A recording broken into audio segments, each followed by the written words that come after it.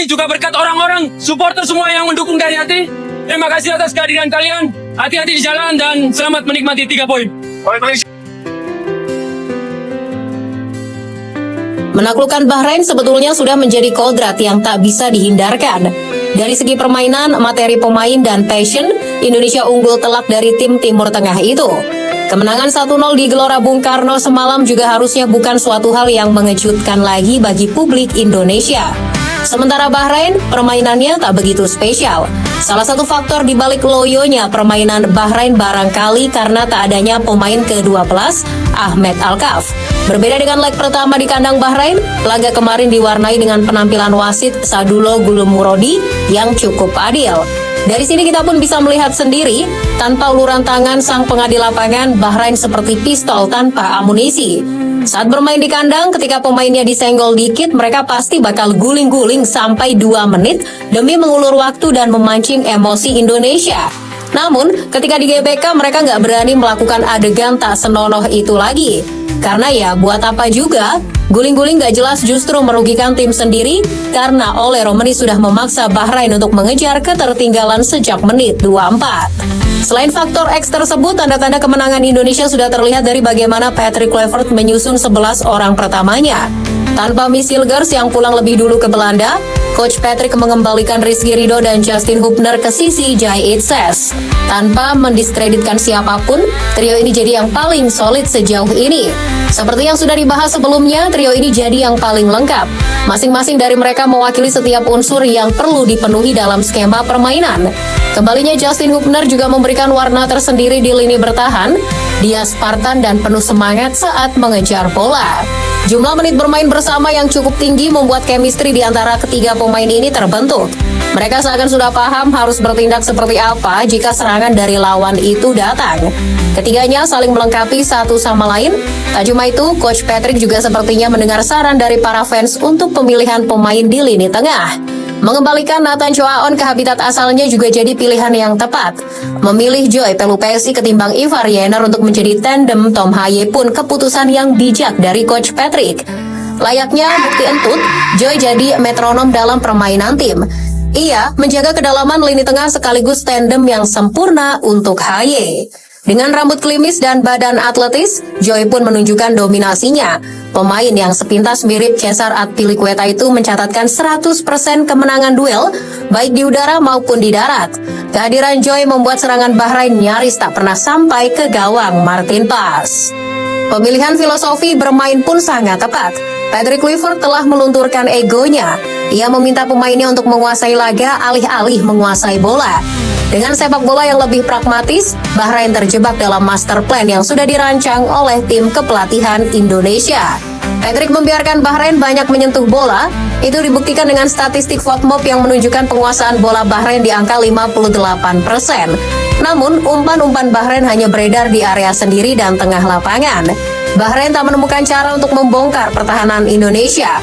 Mereka bahkan hanya mampu melepaskan satu tembakan tepat sasaran. Sementara Indonesia yang tak banyak menguasai bola justru bermain cukup efisien.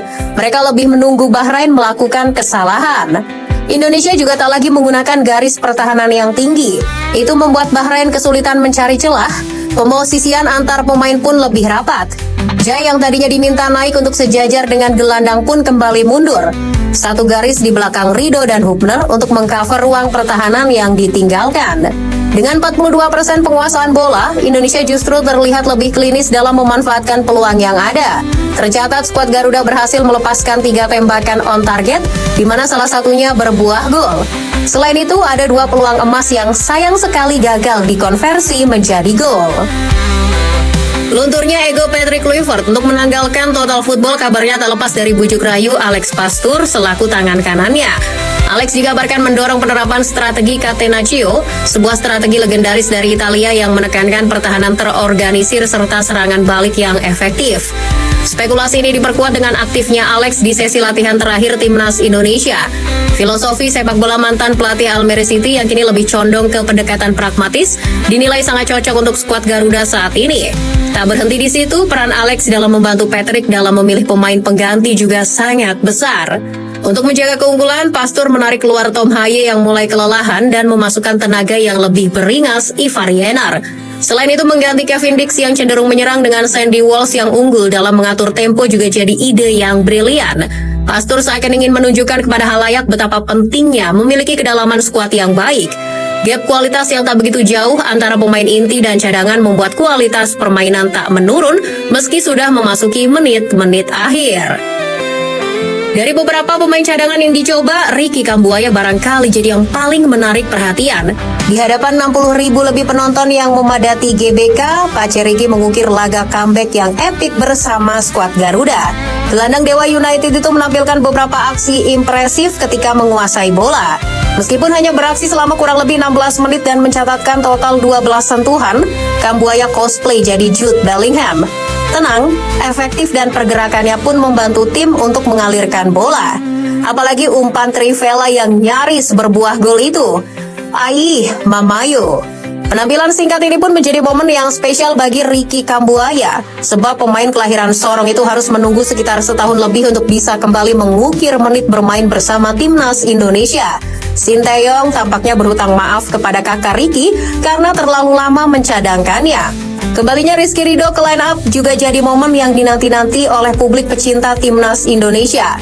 Sempat jadi cadangan di Australia, Ridho kembali membuktikan siapa yang berkuasa di Jakarta. Oleh Romani boleh jadi man of the match versi FIFA, tapi Ridho jadi pemain terbaik versi fans.